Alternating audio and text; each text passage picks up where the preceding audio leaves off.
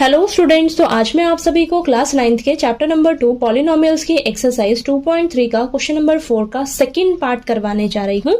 तो हमें ये क्वाड्रेटिक पॉलिनोमियल दे रखा है, इसे हमें फैक्टराइज करना है। ठीक है, तो हम स्प्लिटिंग द मिडिल टर्म से इसे फैक्टराइज करेंगे। ठीक है, तो ध्यान से समझिएगा कैसे करेंगे, स्टेप बाय स्टेप।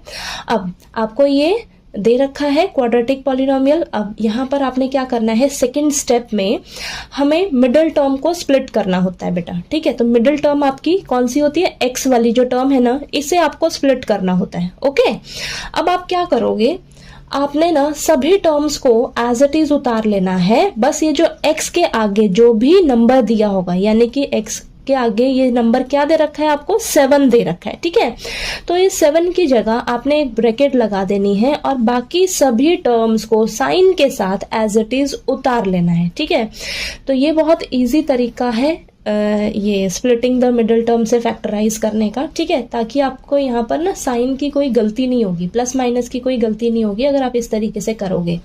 ठीक, तो यहाँ पर देखिए आपने x के आगे जो भी नंबर दिया होगा उसकी जगह एक ब्रैकेट लगा देनी है, बाकी सभी को आपने एज इट इज उतार लेना है। ओके, अब यहाँ पर देखिए ब्रैकेट में आपके पास 2 नंबर आएंगे। ठीक है, 2 नंबर आएंगे। अब वो 2 नंबर कहाँ से आएंगे, देखिए एक्स स्क्वायर का कोफिशिएंट क्या है, 2 है, कांस्टेंट नंबर क्या है, 3 है। तो इन दोनों को मल्टीप्लाई किया तो हमारे पास क्या आया, 6।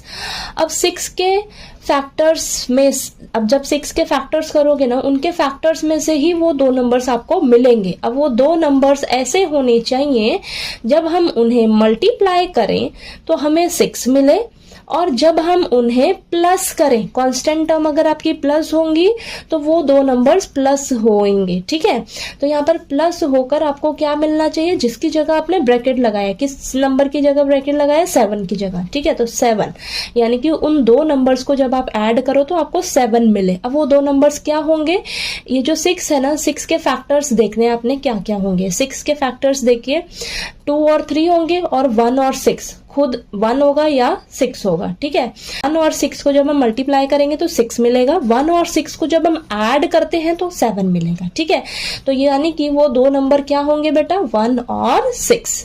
ठीक है, समझ आया कैसे किया है।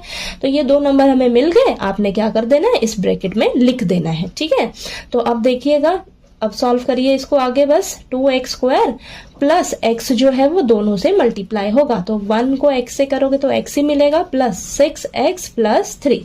ठीक है, तो यहाँ पर देखिए वापस रिवर्स जाकर चेक कर लीजिए, ये जो 7x है इसकी जगह ये 2 टर्म्स आई हैं, x प्लस 6x। वापस से जब आप इसे सॉल्व करोगे तो आपको 7x ही मिल रहा है, यानी कि आपने ये जो स्प्लिट किया है इसे ये एकदम करेक्ट किया है। ठीक है, अब देखिए ये 4 टर्म्स होगी, तो पहली 2 टर्म्स लीजिए, फिर लास्ट की 2 टर्म्स लीजिए। अब इनमें देखिए कॉमन क्या मिल सकता है आपको, x कॉमन मिल रहा है तो 2x प्लस 1, और यहाँ से देखिए कॉमन क्या आ जाएगा आपके पास, 3। ठीक है, तो यहाँ पर क्या आ जाएगा, 2x प्लस 1। ओके, तो 2x प्लस 1 दोनों के पास है, तो 2x प्लस 1 कॉमन लिया, तो यहाँ से क्या बचा, x, और यहाँ से क्या बचा, प्लस का 3। ठीक है, तो ये देखिए हमने ये फैक्टराइज कर दिया और ये हमारा आंसर है। ठीक है, ये आपका आंसर है।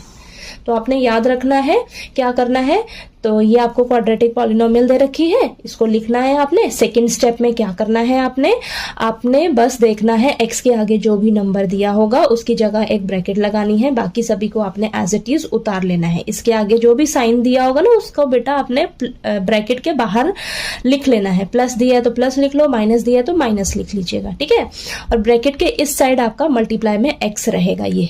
ओके, बाकी सबको एज इट इज उतारा। अब इस ब्रैकेट में वो 2 नंबर्स आपने ढूंढने कहाँ से हैं, ये जो पड़ोसी में आपके पास x स्क्वायर का कोफिशिएंट है और ये जो कांस्टेंट टर्म है, इनको आपस में मल्टीप्लाई करना है। जो मल्टीप्लाई करके नंबर आएगा उसके फैक्टर्स देखने हैं क्या क्या होते हैं, उन्हीं फैक्टर्स की आपने इस तरीके से पेयरिंग करनी है, उन्हीं फैक्टर्स में से ही वो 2 नंबर्स आपने ढूंढने होते हैं। ओके, तो देखिए ये 2 नंबर्स हमारे पास मिल गए और हमने यहाँ पर रखा और इसको सॉल्व किया बस।